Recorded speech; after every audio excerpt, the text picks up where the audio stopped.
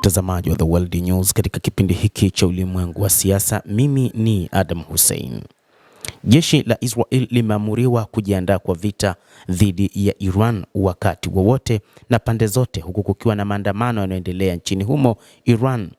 Mpango mpya na wa muda mrefu umeripotiwa kuwa unatazamia upanuzi mkubwa wa shughuli zote za kijeshi za IDF pamoja na silaha katika anga ya juu. Vikosi vya ulinzi vya Israel IDF vimeagizwa kujiandaa kwa vita vinavyoweza kutokea kwa wakati mmoja dhidi ya Iran, Lebanon na ukingo wa Magharibi, kulingana na idhaa ya 12 ya Israel. Hali inaripotiwa kuwa ni pamoja na operesheni ya mlipuko dhidi ya Tehran ambayo kwa sasa inakabiliwa na maandamano makubwa yanayoungwa mkono na Israel ya gharama ya maisha. Maandalizi hayo ni sehemu ya mpango wa muda mrefu wa miaka minne unaongozwa na mkuu wa jeshi la IDF El Zamir. Juu ya utayari wa vita, unaripotiwa pia kujumuisha mipango ya kukuza uwezo wa kushambulia satellite na shabaha za ardhini kutoka angani. Maafisa katika Yerusalem Magharibi wanatarajia kuishambulia Iran, huku wakisema kwamba ni kutokana na mipango iliyopo ya serikali ya Israel, namna ambavyo imepanga kuanzisha operation baada ya waziri mkuu Benjamin Netanyahu kuzungumza na rais wa Marekani Donald Trump namna ambavyo wataweza kufanya operation nyingine dhidi ya Iran inayodaiwa kwamba ina silaha za nyuklia, lakini pia inaendeleza mpango wake wa nyuklia ambao ulipingwa katika kipindi cha mwezi Juni katika vita vya siku 12, na hivyo Israel pamoja na Marekani zimekubaliana kwamba Israel lazima ianzishe operation hiyo.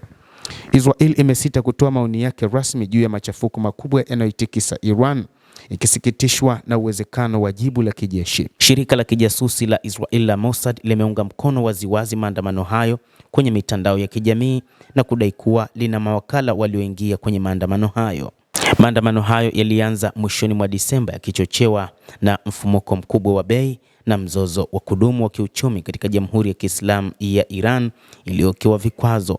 Machafuko hayo ambayo ni mabaya zaidi kuwahi kutokea katika miaka ya hivi karibuni yalienea kwa kasi katika miji mingi na kuripotiwa kusababisha mapigano makali na viongozi wa Iran, huku baadhi ya waandamanaji wakitaka kurejeshwa kwa utawala wa kifalme uliopinduliwa na mapinduzi ya Kiislamu mwaka 1979. Rais wa Marekani Donald Trump ametishia kuingilia kijeshi, akisema tumefungiwa na kupakiwa na tayari kwenda ikiwa Iran itawaua waandamanaji wa amani, alisema katika ukurasa wake wa Truth Social mnamo siku ya Ijumaa ya wiki hii. Siku chache kabla waziri mkuu wa Israel Benjamin Netanyahu alipotembelea Florida, Trump alitishia kuunga mkono mashambulizi mapya ya anga dhidi ya Iran ikiwa itaimarisha mpango wake wa makombora ya ballistic huku ikishirikiana na Israel. Juni mwaka uliopita, Trump aliamuru jeshi la Marekani kujiunga na mashambulizi yaliyoratibiwa ya kijeshi na Israel dhidi ya maeneo ya nyuklia ya Iran wakati wa mzozo wa wazi kati ya Tehran na Yerusalem Magharibi. Alidai shambulizi hilo lilizuia utengenezaji wa silaha za nyuklia katika Jamhuri ya Kiislamu ya Iran, ambayo Iran ilikanusha na kulani shambulizi hilo ikisema ni shambulizi lisilo la halali na ni uchochezi na ni ugaidi uliofanywa na Marekani pamoja na Israel.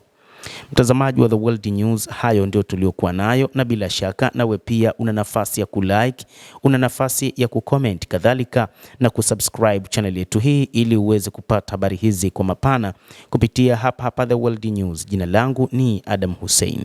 Endelea kuwa nasi wakati wote, endelea kutufuatilia uweze kujua ni nini ambacho kinajiri katika ulimwengu kupitia hapa The World News.